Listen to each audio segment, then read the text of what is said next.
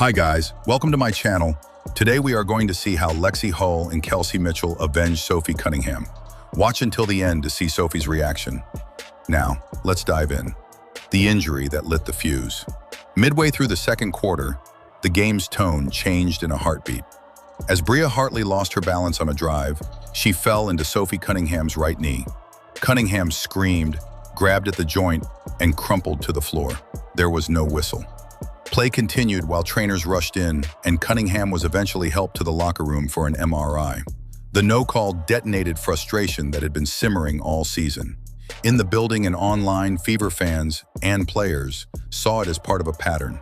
Caitlin Clark's groin shot, the eye poke, the hard fouls that never seemed to draw a firm punishment. Cunningham's family amplified the outrage, calling out what they view as inconsistent officiating that fails to protect athletes. Stephanie White's first reaction was raw and revealing. "Holy shit," before she reset to comfort her player. But the basketball reality was just as stark.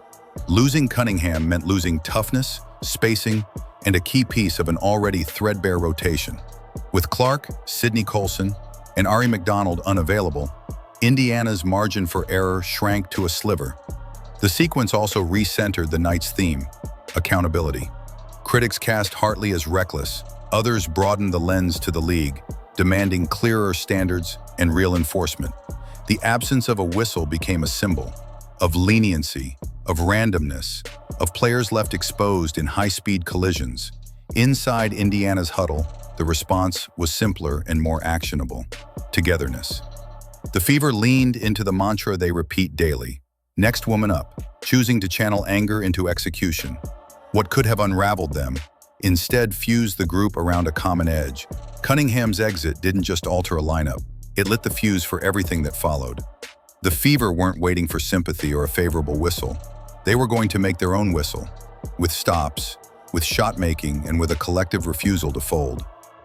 Rewriting the game plan on the fly, Indiana showed up with 0 true point guards.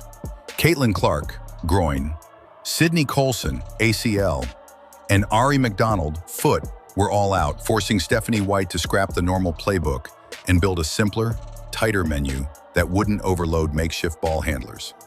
The adjustment was philosophical as much as tactical. Fewer set calls, more quick hitters. Indiana leaned into dribble handoffs, horns entries, and early drag screens to get the ball moving without requiring a traditional floor general. Aaliyah Boston became a high-post hub, touching the ball at the elbows to trigger cuts and backdoors.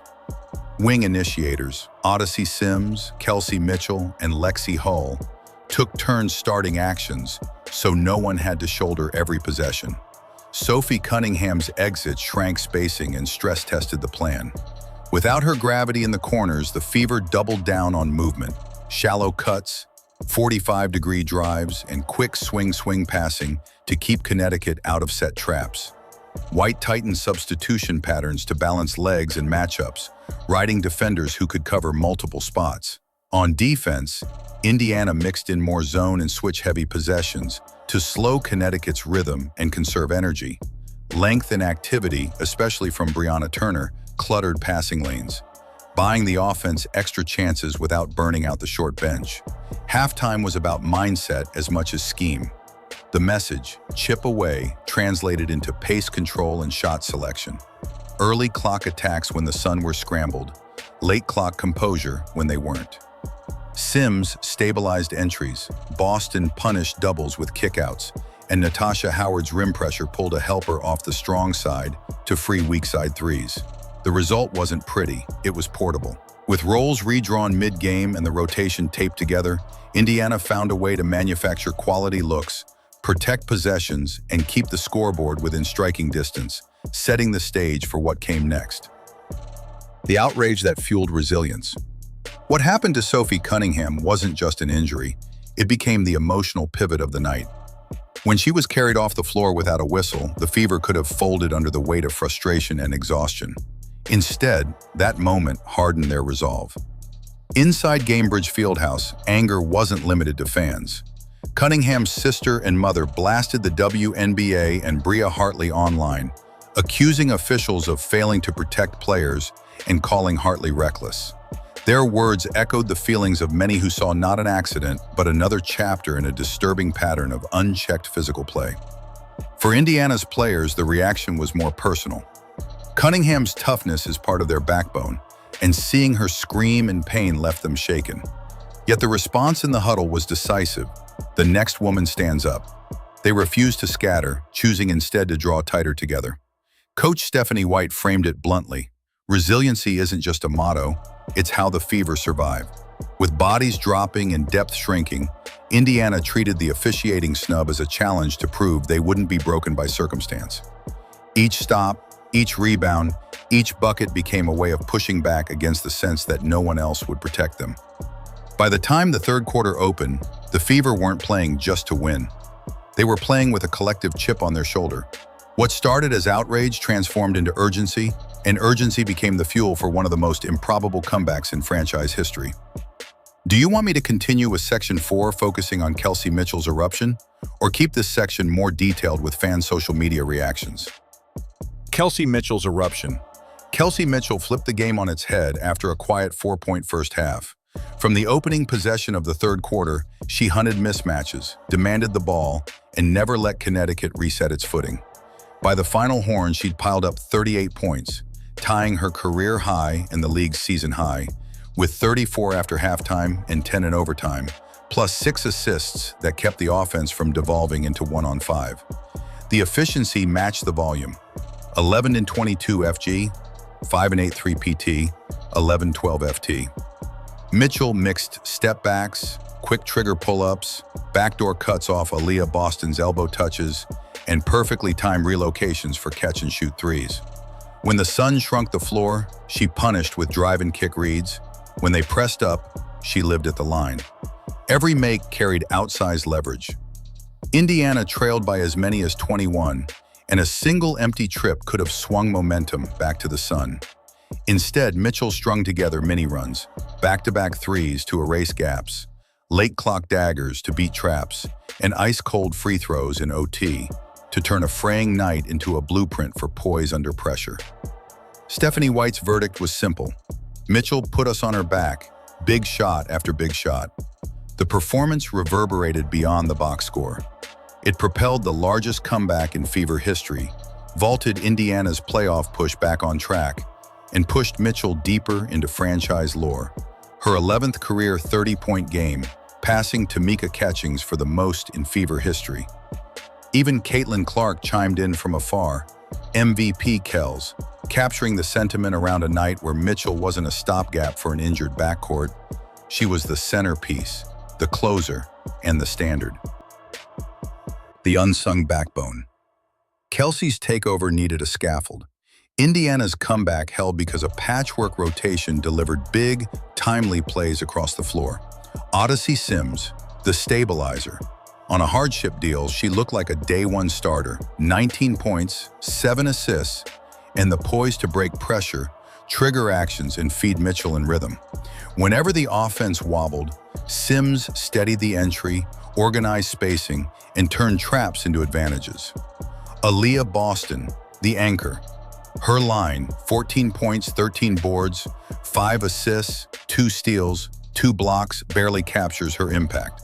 Boston's elbow touches powered backdoor cuts. Her kickouts punished doubles. Her rim protection erased mistakes. It was her 15th double-double of the season, a new franchise single-season record, and the backbone of Indiana's composure. Lexie Hull, the dagger. Only 8 points on the sheet, but with 44.9 seconds left in OT, she slid to the corner and buried the three that effectively shut the door. Hull's calling cards, rotations, contests, hustle, set up that one shot to matter most. Natasha Howard, the tone setter.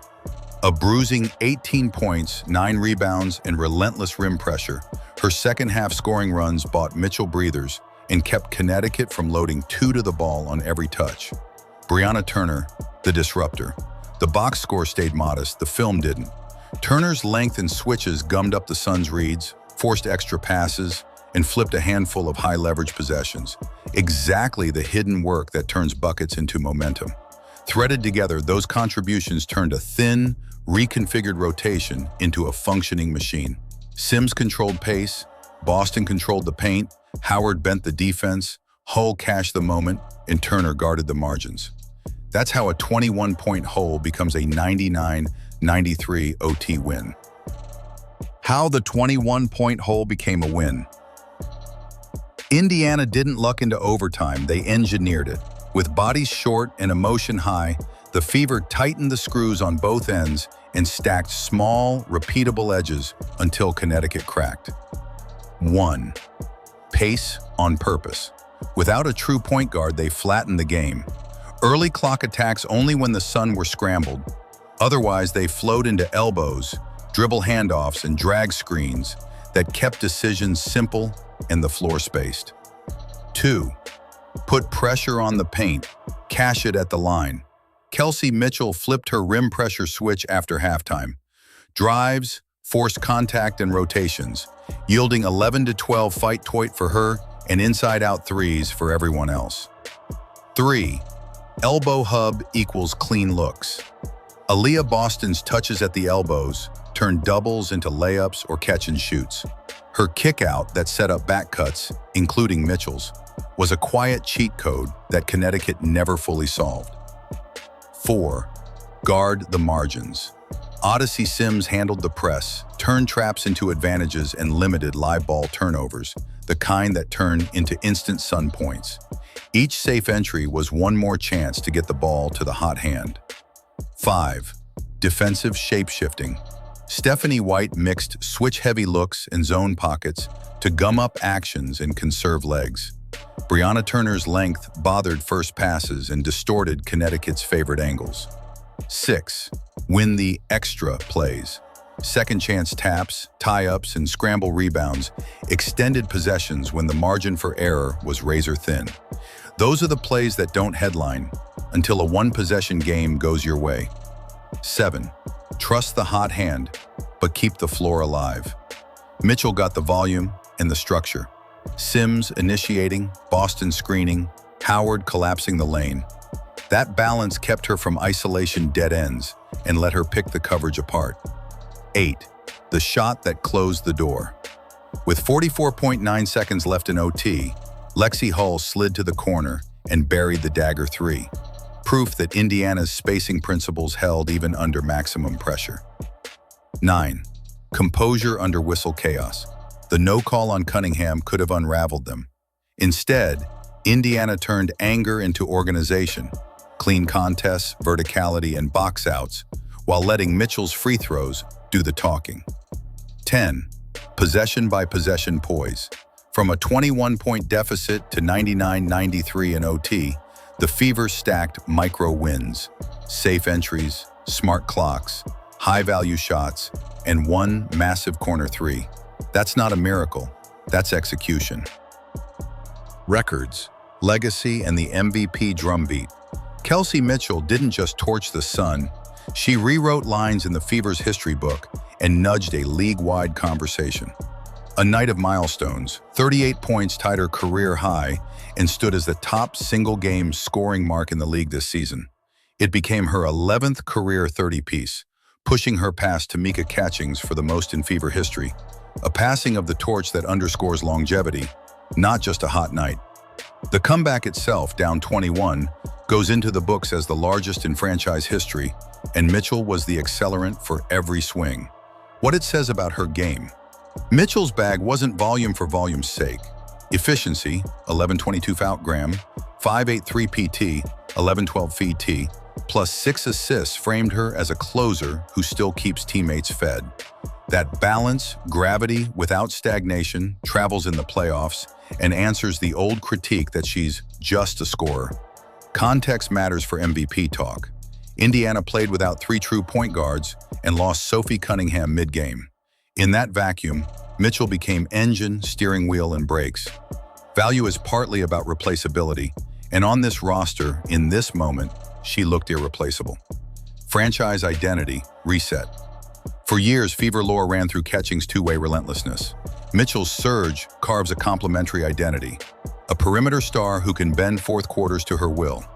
With Aaliyah Boston anchoring the interior and Caitlin Clark still sidelined, this game previewed a future where Indiana can win in multiple styles, and Mitchell is the common denominator. Narrative tailwind. MVP campaigns live on moments.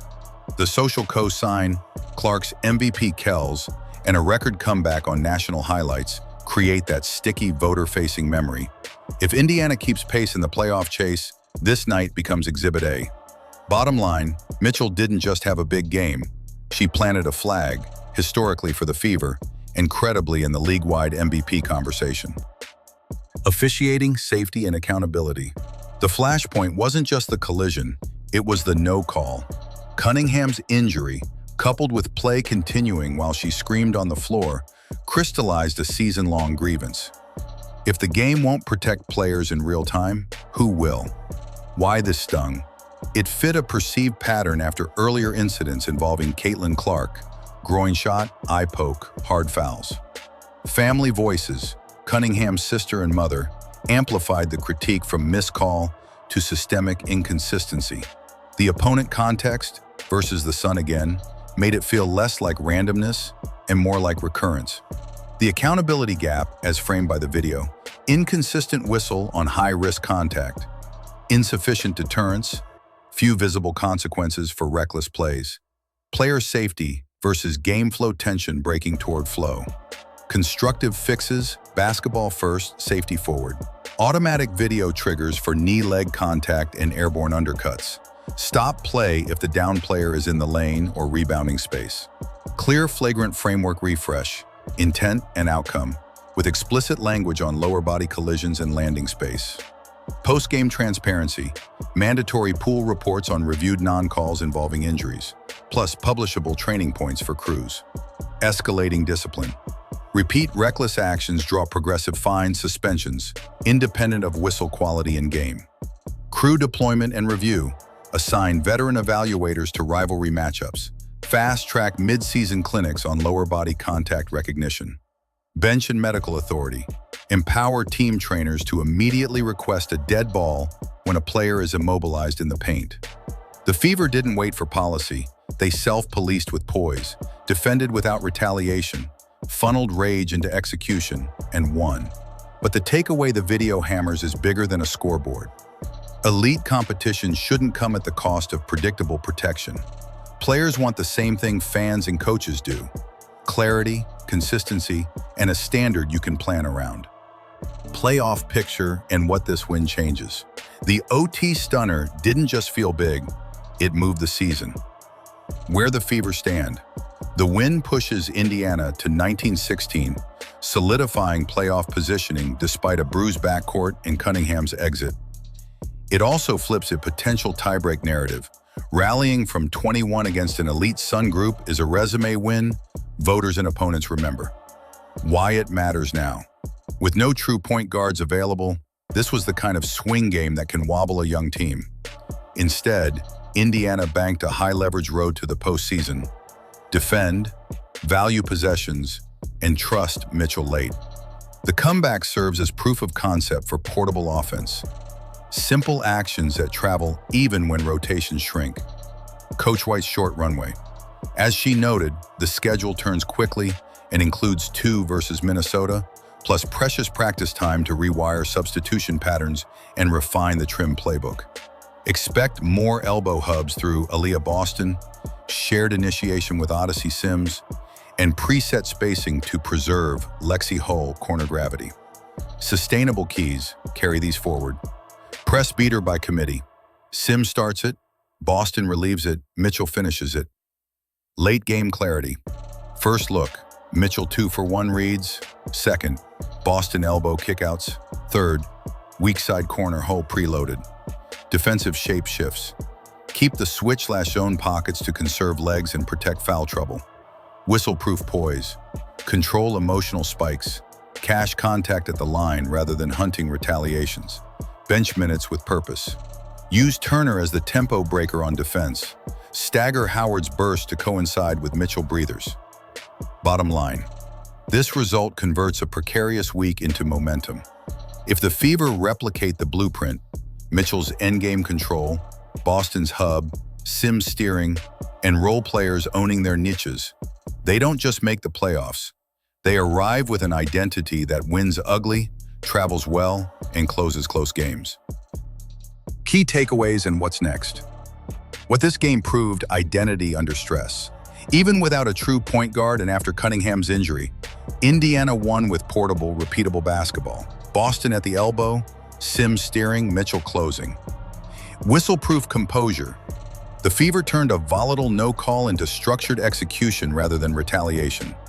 Depth you can trust. Hull, Turner, and Howard each owned a lane, spacing, disruption, and paint pressure that made Mitchell's eruption sustainable. Non-negotiables going forward. Keep the elbow hub alive. Boston's read and react passing is the skeleton key for back cuts, Mitchell, and corner threes, Hull. First touch stability. Let Sims break pressure early in clocks. Avoid live ball turnovers that gift opponents runs. Coverage variety on defense. Mix switch and zone pockets to conserve legs and hide foul trouble. Purposeful staggering. Pair Howard's rim pressure with Mitchell breathers. Deploy Turner to change tempo and lengthen possessions. Emotional discipline. Control chaos with fundamentals. Verticality, box outs, and late clock clarity. What to watch next?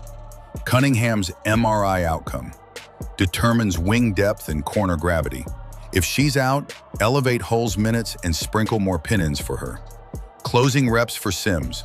Her cadence versus traps is the difference between get to your set and play from behind. Mitchell's MVP drumbeat. Nights like this become resume pillars: efficiency, usage, and wins against top opponents. Bottom line, the Fever didn't just steal a game, they cemented a blueprint. If they keep leaning on Boston's hub, Sims' calm, role-player precision, and Mitchell's late-game sovereignty, Indiana won't merely survive the stretch run, they'll shape it.